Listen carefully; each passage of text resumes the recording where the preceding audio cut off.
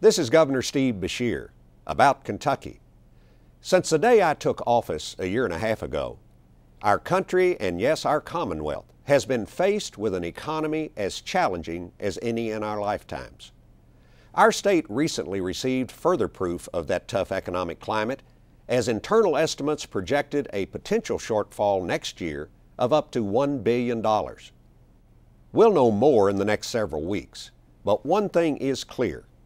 Even as we start to see some glimmers of hope in the economy, tough times for our state and our country continue to lie ahead.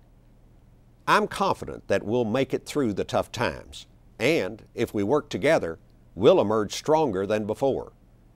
The question now is how we choose to lead and manage the dollars that you entrust to us. My values and priorities, I think, are shared by everyone.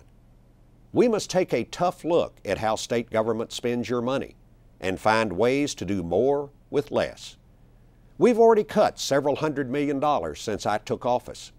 State government has some 2,000 fewer employees than it did a year ago.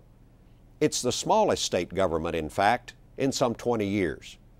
So, we'll start by continuing to look everywhere to find ways to be leaner and more efficient, just as families are doing across the Commonwealth every day.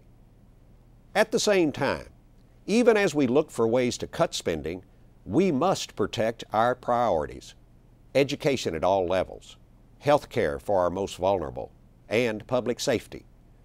We simply can't make progress in these areas tomorrow if we take significant steps backward today. During the most recent legislative session, legislators and I came together to do just that. We protected primary and secondary education from cuts. We limited cuts to higher education to only 2%, while most of the rest of state government received 4% reductions. And we protected key areas of health care and public safety. Now, we must be committed to leading by working together. We must reject party labels like Democrat and Republican. We should put aside differences of geography and chambers of government.